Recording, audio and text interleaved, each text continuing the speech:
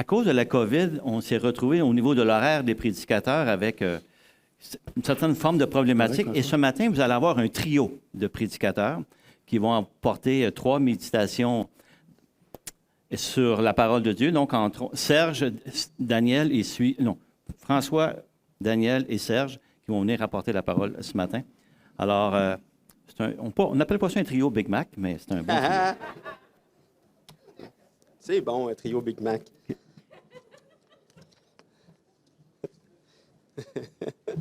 Oh. Bon, je vais essayer de ne pas vous faire pleurer. Je vais essayer de ne pas pleurer moi-même pendant. Donc, j'ai 10 minutes. On a chacun 10 minutes. Je ne perdrai pas de temps parce que je ne veux pas manger le temps des 2 autres gars qui vont venir après moi. Noël s'en vient. Beaucoup de gens en ce moment sont en train de magasiner pour les cadeaux de leurs amis ou de membres de la famille. Hein? Je ne sais pas pour vous, mais pour moi, en général, il y a toujours une personne dans mon entourage pour laquelle c'est plus difficile que les autres de trouver un cadeau pour cette personne-là. Je ne sais pas si vous vivez ça. On dirait que ces personnes-là, ils ont déjà tout. On dirait qu'ils n'ont besoin de rien. Avec ces personnes-là, on essaye de trouver quelque chose qui va les aider ou bien qui va leur faire plaisir ou qu'ils vont aimer manger.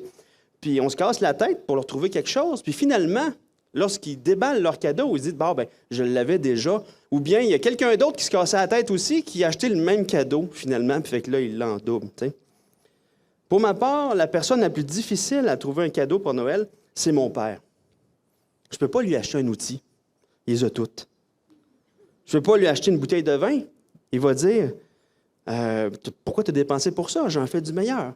C'est vrai. Mon père en fait vraiment du meilleur. Il fait du meilleur vin que n'importe quel vin à sac. Je ne peux pas y acheter des vêtements. Mon père porte ses vêtements tellement longtemps. C'est fou, là. Il y a un manteau de printemps qu'il y avait, je suis sûr, avant ma naissance, qu'il porte encore. Il est tellement vieux, tellement usé qu'il manque une manche au complet. Puis son collet tient par la peur, puis il le porte quand même. C'est plus un manteau, c'est un trou. Je ne peux pas y acheter un livre. Avant même que le dernier livre de ses auteurs préférés soit sorti, il l'a déjà dans sa bibliothèque. Pour trouver un cadeau de Noël pour mon père, c'est vraiment difficile. Mais l'affaire là-dedans, c'est que je sais que lui, il va m'en donner un cadeau à Noël. Puis je ne pourrais pas lui donner quelque chose en retour. Comment lui faire plaisir? J'ai donné une paire de bottes à mon père une fois, puis il les a données à quelqu'un. Okay. Ce qu'on vit avec Dieu, c'est un peu comme ça, hein? Mais en pire. Dans Acte 17, versets 24-25, c'est écrit. Là, je ne sais pas si je suis dans le bon sens ou bien si c'est ici qu'il faut. OK. Le Dieu qui a fait le monde et tout ce qui s'y trouve, étant le Seigneur du ciel et de la terre, n'habite pas dans des temples faits de mains d'hommes. Il n'est point servi par des mains humaines comme s'il avait besoin de quoi que ce soit. Lui qui donne à tous la vie, la respiration et toutes choses. Si on veut faire plaisir à Dieu pour Noël, on est pas mal pris. Hein? On ne peut pas donner un cadeau à Dieu. Il n'y a pas besoin de quoi que ce soit. Il n'y a pas besoin qu'on le serve d'une manière humaine pour pourvoir à ses besoins, parce que Dieu, il n'y a rien qu'on a qu'il ne possède pas déjà. Dans Romains 11, 35, c'est écrit. Oui, excusez les gars, je vous gruge du temps en ce moment. Fait que, voyons, j'ai oublié ton nom. Sylvie, je vais te faire signe, comme ça, OK? Donc, on ne peut rien lui donner. Dans Romains 11, 35, c'est écrit, « Qui lui a donné le premier pour qu'il ait à recevoir en retour? » Puis dans le psaume 50, verset 12, c'est écrit, « Si j'avais faim, je ne t'en dirais rien, car le monde, avec tout ce qu'il renferme, est à moi. » Ainsi, c'est tout simplement impossible de plaire à Dieu. Humainement, là, ou de faire quelque chose qui ferait qu'il nous devrait quelque chose. On n'a rien en notre possession qu'il ne possède pas déjà. On ne peut pas le servir humainement. Sa voiture n'est jamais sale, elle n'est jamais brisée, elle ne manque jamais d'essence. Lui-même, il n'est jamais fatigué, il n'est jamais déprimé, il n'est jamais pris dans un embouteillage puis il a besoin d'aide pour le guider à quelque part. pour trouver un chemin plus rapide. Il ne se sent jamais seul, il n'a jamais faim. Il lui manque jamais de sucre à mettre dans son café. Jamais tu vas l'entendre dire « Hey, as-tu une pièce à me prêter?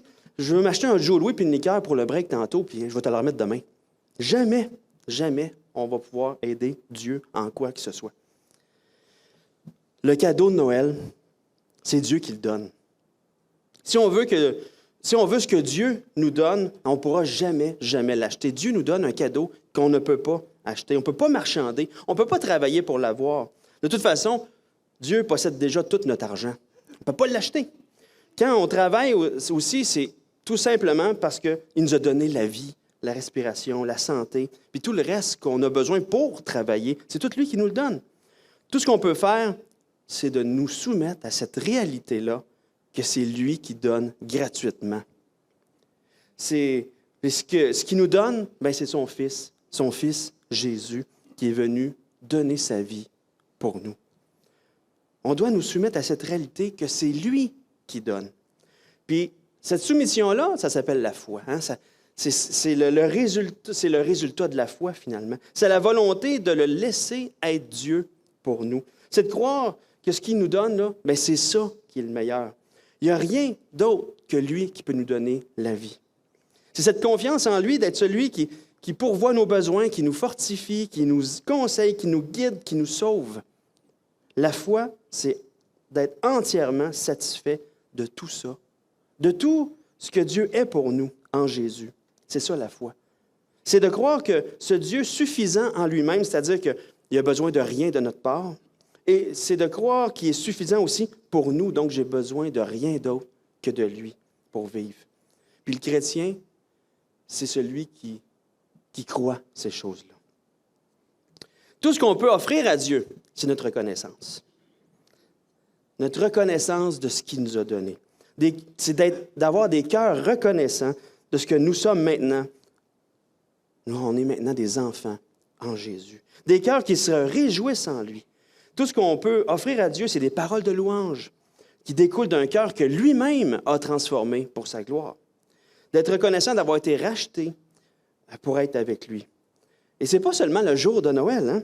Parce que ce cadeau-là que Dieu nous donne, là, c'est un cadeau qui est perpétuel, qui se continue, qui ne dure pas juste une journée, mais qui dure toute notre vie. Du premier jour où on a rencontré Jésus, pour nous, c'est Noël à tous les jours. C'est Noël à tous les jours. Parce qu'on vit dans ce cadeau-là.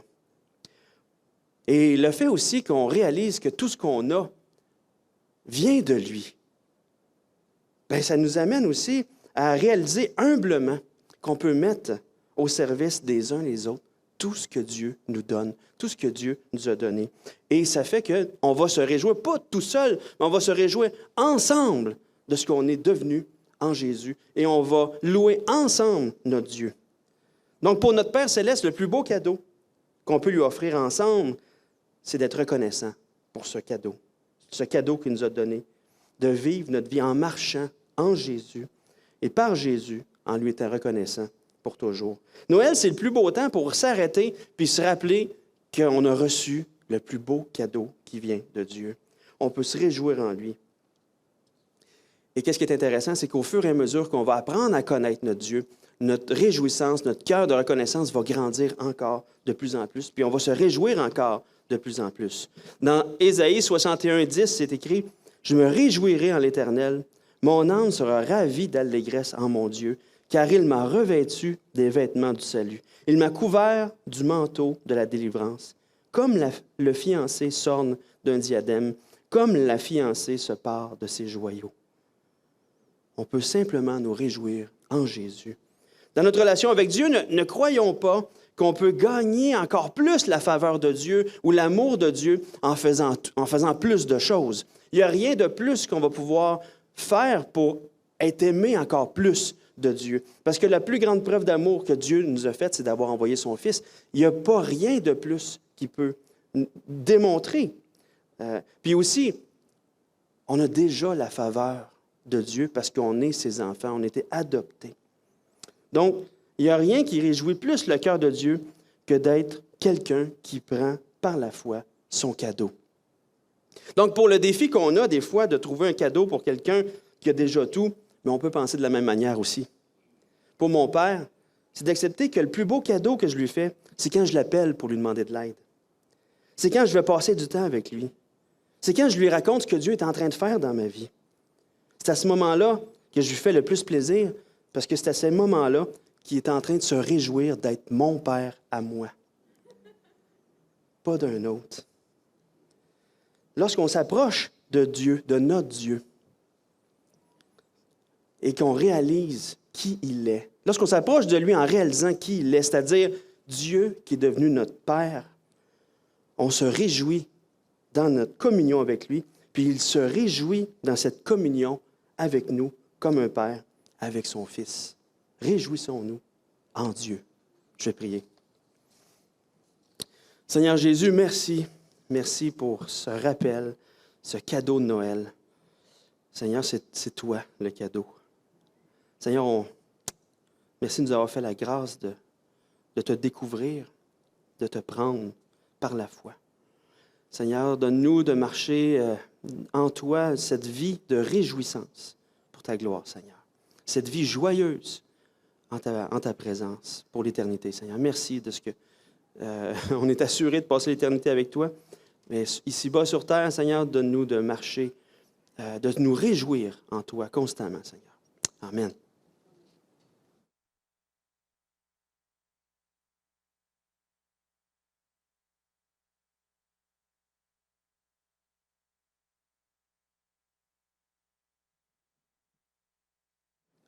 Alors bonjour, frères et sœurs.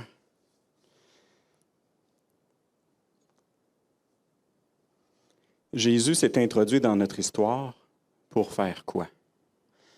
Maintenant que Noël approche, on peut dire qu'on est entré dans l'esprit de Noël, hein? Mais on sait bien que notre société a perdu le vrai esprit de Noël. En tant qu'enfants de Dieu, comment pouvons-nous racheter l'esprit de Noël? Et c'est quoi ça, le vrai esprit de Noël? L'esprit de Noël, je pense que c'est de se rappeler et de se raconter à quel point Dieu a fait une grande chose lorsque Jésus s'est introduit dans notre histoire. C'est aussi de savoir profiter du trésor de la Bible qui nous raconte pourquoi et comment Jésus s'est introduit dans notre histoire pour devenir le roi sauveur du monde. Je vous invite donc maintenant à vous laisser impressionner par Dieu. Dieu va faire une impression sur nos vies en lisant l'Évangile de Luc au chapitre 1, à partir du verset 26 jusqu'au verset 25. Et tantôt, nous avons chanté « Marie, savais-tu que ton bébé garçon sauverait nos fils et nos filles et qu'il régnera un jour sur les nations? » Alors, de quelle façon Jésus s'est-il introduit dans la vie de Marie et dans notre histoire? Élisabeth est enceinte depuis 6 mois. C'est la cousine de Marie. Voici que Dieu envoie l'ange Gabriel dans une ville de Galilée appelée Nazareth. Voyez-vous, ce n'est pas n'importe qui intervient ce jour-là à Nazareth. C'est Dieu qui envoie un ange. Il l'envoie chez une jeune fille promise en mariage à un homme appelé Joseph. Joseph a pour ancêtre le roi David, et le nom de la jeune fille est Marie. Il va donc s'adresser à la fiancée d'un prince du royaume ou du règne d'Israël. L'ange entre chez elle et lui dit, « Réjouis-toi, le Seigneur Dieu t'a montré son amour d'une manière particulière. Il est avec toi. » L'esprit de Noël, c'est de se réjouir parce que Dieu ne nous laisse pas seuls. L'ange a dit de quoi de surprenant à Marie? Le Seigneur Dieu te fait une grâce toute spéciale, celle d'être lui-même avec toi. Et 2000 ans plus tard, nous pouvons nous aussi nous réjouir que le Seigneur Dieu lui-même, il est avec nous. Il nous fait la grâce spéciale d'être avec nous et d'être en nous. Et si Dieu est en nous, comme Marie, on peut s'attendre à ce qu'il fasse des choses impossibles dans nos vies. Revenons à Marie. En entendant cela, Marie est très émue et elle se demande, « Que veut dire cette façon de saluer? » Oui, qu'est-ce que ça veut dire pour Marie que le Seigneur Dieu est avec elle? L'ange lui dit, « N'aie pas peur, Marie. Oui, Dieu t'a montré son amour d'une manière particulière. Tu vas attendre un enfant, tu mettras au monde un fils et tu l'appelleras Jésus. D'accord, mais qu'est-ce qu'il y a de si particulier avec ça? Personne ne sera aussi important que lui. On l'appellera Fils du Très-Haut. Le Seigneur Dieu lui donnera le règne de David, son ancêtre. Il sera le roi du peuple d'Israël pour toujours, et son pouvoir ne finira jamais. Donc, elle va attendre un enfant, un fils Jésus, et on va dire qu'il est le Fils du Très-Haut, le roi éternel. Marie dit à l'ange, « Comment cela va-t-il arriver? En effet, je ne vis pas avec un homme. » C'est impossible, dans ces circonstances-là, que Marie ait un enfant. L'ange lui répond, « L'Esprit Saint viendra sur toi, et la puissance du Très-Haut te couvrira comme l'ombre. C'est pourquoi l'enfant qui va naître sera saint, et on l'appellera Fils de Dieu. Écoute, Élisabeth qui est de ta famille, elle aussi est enceinte, et elle aura un fils. Pourtant, elle est vieille. On disait qu'elle ne pouvait pas avoir d'enfant, et maintenant, elle est enceinte depuis 6 mois. Non, rien n'est impossible pour Dieu. OK, donc le fils de Marie sera le fils du Très-Haut. Tout est possible à Dieu. Et Marie répond, « Je suis la servante du Seigneur. Que Dieu fasse pour moi ce que tu as dit. » Alors, l'ange la quitte. C'est une réponse très honorable de la part de Marie et très agréable pour Dieu. Jésus va naître, il va être le Fils du Très-Haut et l'héritier du trône de David, comme l'Ancien Testament l'annonçait. L'esprit de Noël, c'est de faire confiance au Seigneur en se mettant à son service, comme Marie. Peu de temps après, Marie s'en va. Elle marche vite vers les montagnes, dans une ville de Judée. Elle entre dans la maison de Zacharie et salue Élisabeth. Quand Élisabeth entend la salutation de Marie, l'enfant remue dans son ventre. Alors Élisabeth, elle est remplie du Saint-Esprit. Et qu'est-ce que ça fait dans ce temps-là? Pour Élisabeth, ça fait qu'elle dit d'une voix forte, « Dieu te bénit plus que toutes les autres femmes, et il bénit aussi l'enfant que tu portes en toi. La mère de mon Seigneur vient chez moi. Quel honneur pour moi! » Oui, quand mes oreilles ont entendu ta salutation, l'enfant a remué de joie dans mon ventre. Tu es heureuse. En effet, tu as fait confiance au Seigneur et ce qu'il t'a dit arrivera. Qu'est-ce qui va arriver déjà? Jésus va naître. Il va être le Fils du Très-Haut et l'héritier du trône du règne de David, comme l'Ancien Testament l'avait annoncé, comme Israël avait tellement besoin que ça arrive. Donc, Jésus s'est introduit dans notre histoire pour bénir le monde en nous sauvant. Et ça, c'est l'esprit de Noël. Et il semble que Marie l'a compris, parce que Marie dit alors, « Oui, vraiment, le Seigneur est grand. Je le chante. Mon cœur est dans la joie à cause de Dieu qui me sauve. Il a fait attention à moi, sa servante sans importance. Oui, à partir de maintenant, les gens de tous les temps, comme aujourd'hui, diront mon bonheur. Le Dieu Tout-Puissant a fait pour moi des choses magnifiques. Son nom est saint. » Il y a quelques semaines, Serge nous disait que l'incarnation de Jésus, c'est le plus grand miracle que la terre a connu. Marie a été la première à l'expérimenter et à en témoigner. Quel bonheur! Comme Marie, nous avons besoin d'être sauvés. Et pour être sauvés, on a besoin de Jésus. Mais à quoi pense Marie quand elle dit que le nom de Dieu est saint? Elle dit ensuite, « Il sera plein de bonté pour toujours envers ceux qui le respectent avec confiance. Il agit avec beaucoup de puissance. Il chasse ceux qui ont le cœur orgueilleux. » Donc Dieu est saint dans sa façon d'être bon pour toujours. Envers qui? Ceux qui le craignent et placent en lui leur confiance. Et Dieu est saint dans sa façon de chasser ceux qui ne craignent pas Dieu et qui pensent qu'ils n'ont pas besoin de placer en lui leur confiance. Donc l'esprit de Noël, c'est de s'encourager à craindre Dieu et à placer en lui notre confiance. C'est aussi de reconnaître que Jésus est venu pour régner d'une façon là, que le monde n'a pas jamais connue avant, depuis que le péché est entré dans le monde. En effet, il renverse les rois de leur siège et il relève les petits. Il donne beaucoup de richesses à ceux qui ont faim et les riches, il les renvoie les mains vides. L'esprit de Noël, c'est de reconnaître que notre monde déréglé a besoin que le Dieu saint établisse le règne de Jésus pour renverser les injustices et redonner à l'humanité une dignité parfaite. C'est aussi l'esprit de Noël de se rappeler que Dieu est digne de parole. Hein?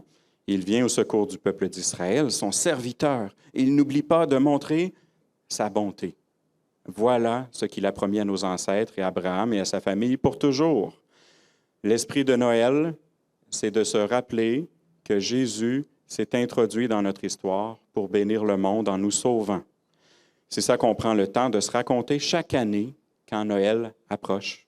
C'est Jésus qui est l'espoir dans lequel tous ceux qui ont vu trop de souffrances dans le monde et dans leur propre vie peuvent placer leur confiance. Jésus est le roi du monde et il est en train de changer notre histoire pour toujours.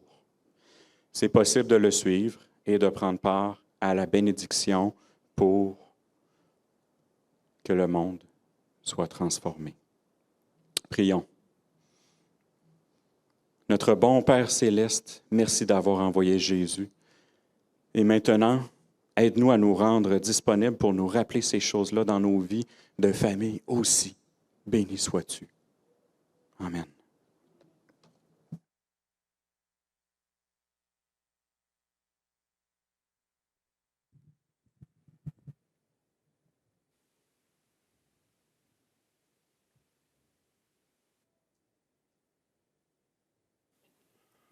Un, deux, trois. Merci beaucoup, Daniel et François, pour ces messages ce matin.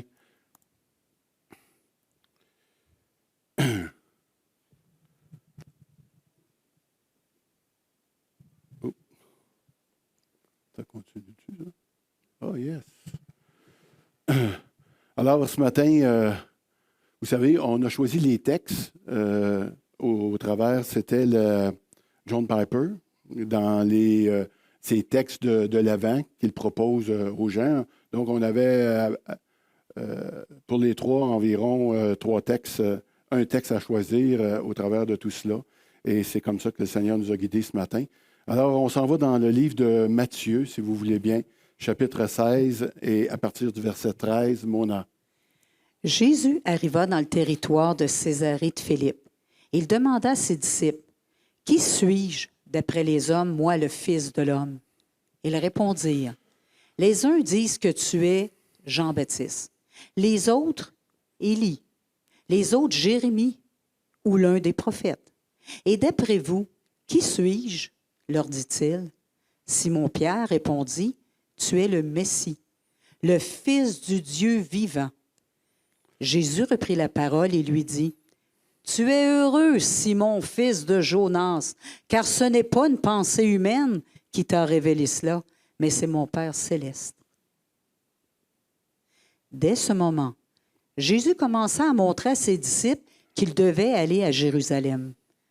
Beaucoup souffrirent de la part des anciens, des chefs des prêtres, des spécialistes de la loi, être mis à mort et ressusciter le troisième jour. Alors Pierre le prit à part et se mit à le reprendre en disant, « Que Dieu t'en garde, Seigneur! Cela ne t'arrivera jamais. Mais Jésus se retourna et dit à Pierre, arrière, Satan, tu es un piège pour moi, car tes pensées ne sont pas les pensées de Dieu, mais celles des hommes. Amen. Merci beaucoup, Mona. Qui dites-vous que je suis? Ce matin, je vais passer un petit examen, un petit test que j'ai pour vous. Depuis quelques semaines, on tente de répondre au travers de l'Évangile de Jean, qui est Jésus. Eh bien, aujourd'hui, c'est Jésus qui pose la question à ses disciples, mais aussi à chacun d'entre nous. Dans le texte qu'on vient de lire, Jésus nous pose la question, « Qui dites-vous que je suis? » La première question, cependant, qu'il a posée, c'est « Qui suis-je d'après les hommes? » Et il pensait à cette époque-là que Jésus pouvait être un revenant, donc qui pouvait être Élie, qui pouvait être Jean-Baptiste, Jérémie ou un autre prophète, mais il n'y a pas personne dans cette ville-là qui était une ville païenne, Césarée, donc du mot César, qui pouvait imaginer que Jésus était celui qu'il disait être, vraiment. Donc, et encore aujourd'hui, on pourrait dire, en 2021, bientôt en 2022, qu'est-ce que le monde dit de qui est Jésus? Et moi, j'ai entendu beaucoup de réponses. Je vous en donne quelques-unes, des réponses un peu loufoques ou bizarres des fois. Jésus, ce n'est pas celui d'une série, le titre d'une série télé ou sur Netflix ou quelque chose comme ça. Je pense que c'est celui qui est né à Pâques ou à Noël. En tout cas, l'autre dit non, c'est l'enfant, le petit enfant là, qui est en dessous de l'arbre de Noël. C'est lui, Jésus, je pense. Et d'autres nous disent simplement que c'est un grand homme qui a fait probablement beaucoup de miracles, mais peu de personnes encore le considèrent comme il est vraiment. La vraie question que Jésus pose aujourd'hui, c'est vous autres, nous autres, moi, toi. Qui dis-tu que je suis? Ce qui intéresse Jésus ici, c'est vraiment nous, toi. C'est autour de cette question-là qu'on va prendre les quelques minutes. Quand Jésus, lui, a posé la question aux disciples, Pierre a répondu rapidement, comme la plupart de nous auraient peut-être répondu aussi à cette question. Et il dit, « Tu es le Messie, le Fils du Dieu vivant. » Qui est d'accord avec cette définition-là ce matin? Oui, hein? Il y en a... ceux qui ont levé la main, vous avez tout bon. 10 sur 10 déjà sur votre premier test. En tout cas, Jésus semble d'accord avec vous parce qu'il a dit à Pierre, au verset 27, il a dit, « Tu es heureux. » Alors, pour moi, tu as fait une bonne réponse. « Fils de Jonas, ce n'est pas une pensée humaine qui t'a révélé cela, mais c'est mon Père céleste. » Ceux qui savent que Jésus est le Sauveur, vous êtes heureux. Y a-t-il du monde heureux ici ce matin? Oui, madame. Oui, monsieur. Monsieur, madame. Mais ici, Jésus leur dit, vous êtes heureux parce que c'est une révélation que tu as eue. C'est une révélation qui ne vient pas des hommes, mais qui vient de Dieu. C'est pour ça que tu dois être heureux, parce que Jésus, on peut le découvrir seulement qu'au travers d'une révélation comme telle. C'est comme ça. Dans 1 Corinthiens 2,10, il est dit, c'est à nous que Dieu l'a révélé par son Esprit. Si tu as reçu cette révélation, il s'est passé quelque chose de surnaturel dans ta vie. Hein? Tu as placé toute ta vie probablement entre les mains de Jésus, mais il y a quelque chose de complètement fou dans ça. Mais moi, quand j'ai fait cette démarche-là dans ma vie, on m'a dit « Hey Serge, fais attention avec les histoires de Jésus. Là. Prends pas ça trop au sérieux. Il ne faut pas venir fou avec Jésus. Puis même la Bible, ça peut être dangereux. Fais attention avec ça. » Tu sais? Fait que oui, cette question-là a besoin quand même d'une réponse personnelle pour chacun. Que tu sois un nouveau croyant confronté avec des doutes que tu peux avoir, ou que tu sois un croyant qui a l'expérience de la foi, régulièrement, tu vas avoir besoin de savoir qui est Jésus dans tes vies. Je me rappelle, quand je me suis fait baptiser, je devais vraiment savoir qui était Jésus pour moi, pour être capable de m'engager envers lui. Quand Mona est venue me voir, alors qu'elle n'était pas encore chrétienne, puis elle m'a dit, « Serge, fais ton choix entre Jésus ou moi. » Encore là, il fallait que je sache qui était vraiment Jésus pour moi. Quand au pénitencier, on m'a mis de côté à cause de ma foi, encore là, il fallait que je sache qui était vraiment Jésus pour moi pour être capable de poursuivre ça. Il y a des moments dans vos vies, dans nos vies, des moments de doute qu'on a pu vivre, où on a voulu peut-être abandonner. Et le Seigneur est venu nous rappeler qui était Jésus pour nous à ce moment-là. Ça nous a permis de continuer, de savoir que Jésus était notre Sauveur, qui avait pardonné nos péchés, qui était mort pour nous, qui était le Fils du Dieu vivant. Amen.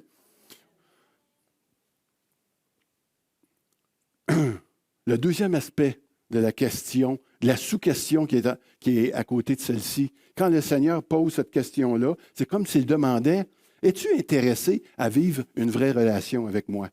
Est-ce que tu désires vraiment avoir cette relation-là avec moi? Ou bien si ta vie chrétienne, c'est juste une suite de bonnes œuvres que tu peux faire. Ce que je veux dire, c'est qu'il y a manière à pouvoir être un religieux sans vraiment vivre une relation avec lui. Est-ce qu'on peut dire que Jésus, des fois, peut nous paraître un peu étranger, ou on ne le reconnaît pas, ou peut-être même étrange à quelques moments?